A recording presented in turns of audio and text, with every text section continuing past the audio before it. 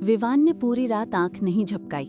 सपने का वो अंतिम पल जहां देविका के हाथ खून से भरे थे, उसे बार बार दिमाग में रन कर रहा था। कैसे हो सकता है जिसके बारे में गांव वाले रखवाली आत्मा बोलते थे, वो अपने ही परिवार को नुकसान पहुंचा सकती है। सुबह होने से पहले ही विवान गैलरी के सामने खड़ा था। अंधेरा अभी पूरी तरह उतरा नहीं था। फैमिली फोटो चांद की बची हुई रोशनी में हल्की सी चमक रही थी। विवान ने ध्यान से देखा। देविका का चेहरा फिर बदला हुआ लग रहा था। इस बार उसकी आंखों में सिर्फ गुस्सा नहीं, कोई गहरा दर्द था, जैसे वो कह रही हो, सच अधूरा छोड़ दोगे तो सब बर्बाद हो जाएगा। विवान ने एक पल को आंसू रोकने की कोशिश की। ऐसा लगा जैसे पूरी हवेली, पूरी लिनिएज उसके कंधों पर डाल दी गई हो। नीचे से फिर आवाज आई, हल्की सी, पर अब पहचान साफ थी। वही आदमी की आवाज, राघव की। सच पेड़ के नीचे नहीं, लोगों के दिल में दफन हुआ है। विवान का सारा जिस्म एकदम से सर गया। क्या राघव की आत्मा पहले दिन से उसे गाइड कर रही थी? और क्या देविका उसे रोक रही थी?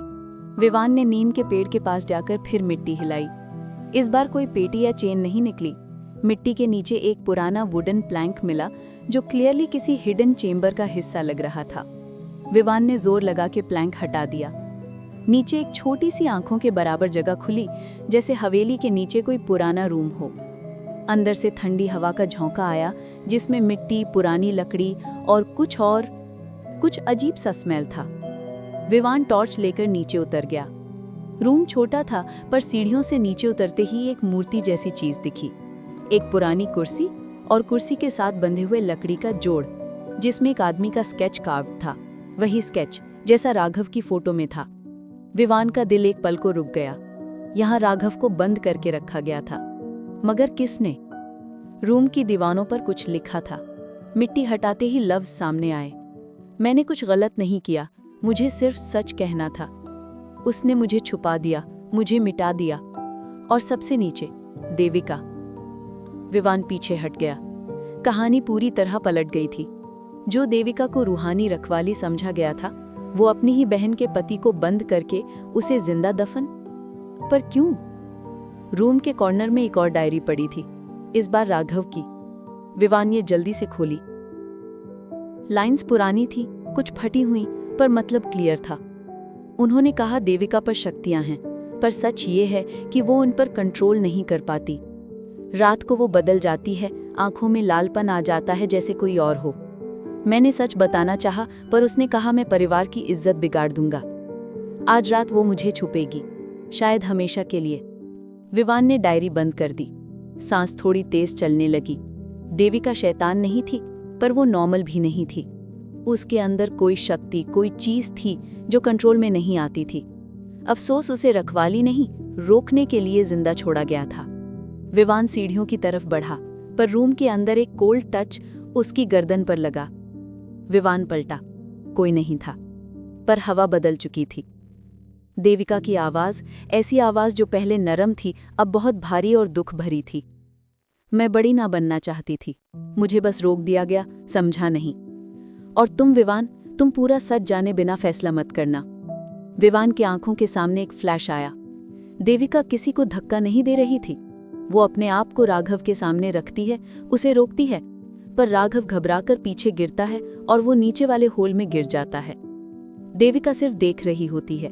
वो रोती है। उसके हाथ का खून राघव का नहीं होता, उसका खुद का होता है, क्योंकि वो राघव का हाथ पकड़ने की कोशिश में चोट खा लेती है। विवान को सपना अब पूरा समझ आया।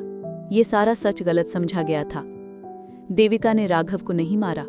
राघव ने खुद को बचाने की कोशिश में गिरकर जान गंवा दी, और देविका को हिफाजत के लिए खतरनाक समझकर उसे जिंदा दफन कर दिया गया। विवान की आंखों से आंसू निकल आए। उसने धीरे से कहा, मैं तुम्हारी कहानी सही करूंगा, मैं तुम्हें आजाद करूंगा। वही पल हवेली की दीवारें हल्की सी गूंज उठी।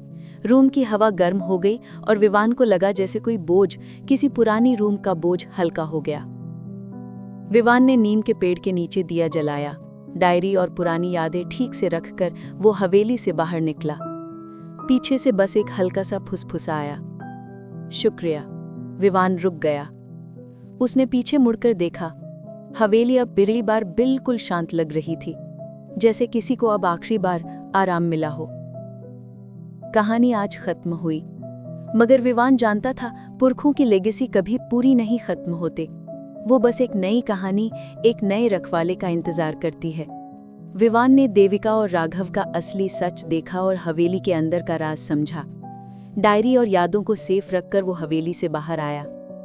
लेकिन जैसे ही वो गेट तक आया, पीछे से हल्की सी फुसफुसा आवाज आई, शुक्रिया। हवेली अब शांत थी, पर उसके अंदर का राज अब भी जीवित था।